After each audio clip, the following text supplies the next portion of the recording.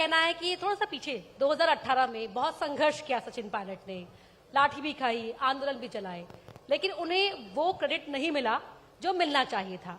तो सरकार भले ही रिपीट होगी, लेकिन क्या चेहरा बदलेगा? देखिए, भविष्य के गर्भ में क्या है कोई नहीं जानता, पहली बात। और हमारी कांग्रेस पार्टी की एक लॉन्ग स्टैंडिंग ट्रेडिशन है, और वो सिर्फ राजस्थान के लिए नहीं, हर राज्य में हम ऐसा ही करते हैं।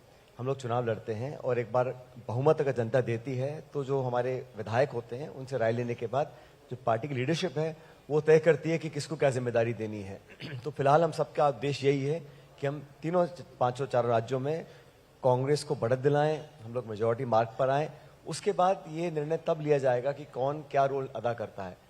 2018 की आप बात कर रहे हैं, 18 में मैं पार्टी का अध्यक्ष था, हम चुनाव जीते और हम 21 विधायक रह गए थे पिछली बार। तो 21 से हम 5 गुना बढ़ के 100 का आंकड़ा हम लोगों ने छुआ, सरकार हमारी बनी। उस वक्त भी हम सभी विधायकों ने मिलकर निर्णय लिया था कि जो कांग्रेस अध्यक्ष हैं वो नियुक्त करेंगे कि कौन नेता बनेगा विधायक दल का। और मैं समझता हूं ये कोई यूनिक नहीं है इस बार के लिए, या ये यूनिक नहीं है इस प्रदेश के लिए। हमेशा हर बार ऐसा ही होता है और इस बार भी ऐसा ही होगा चुनाव के बाद।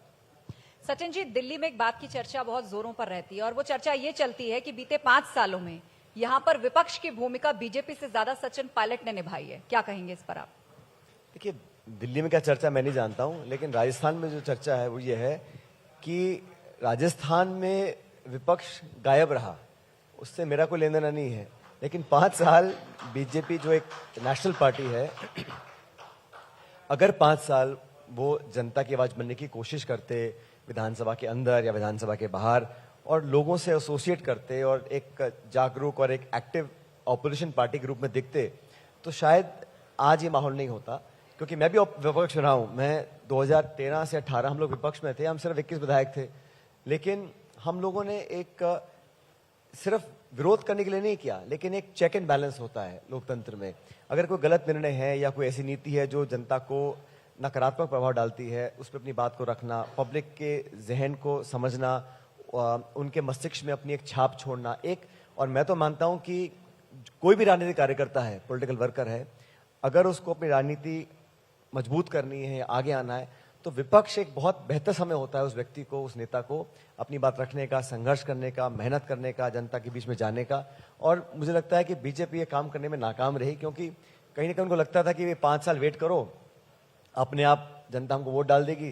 तो कोई बहुत ज्यादा प्रभावी उन्होंने 5 साल तक एक्टिवली यहाँ जनता में काम नहीं किया। जहां तक आपने मेरी बात बोली है, ये बात सही है कि कुछ ऐसे इश्यूज हैं जो मैं समझता हूं इंपॉर्टेंट हैं, क्योंकि हम जब विपक्ष में थे उन मुद्दों को लेकर हमने जनता को आश्वस्त किया था। और पब्लिक इश्यूज हैं अगर, तो उन एक पॉलिटिकल पार्टी में वो डायलॉग डिस्कशन होना चाहिए, उन बातों को हमें रखना चाहिए ताकि सही समय पे सही निर्णय लेकर हम दोबारा पब्लिक के बीच में जाएं। जो इश्यूज मैंने उठाए उन सबको एआईसीसी ने, कांग्रेस लीडरशिप ने उसका संज्ञान लिया, उस पर कार्रवाई करी, और हम जनता के बीच में जा रहे हैं। तो मुझे लग रहा है कि ये सब जो हुआ उससे पब्लिक में विश्वास पैदा हुआ कि हमारी कथनी और करने में कोई अंतर नहीं है।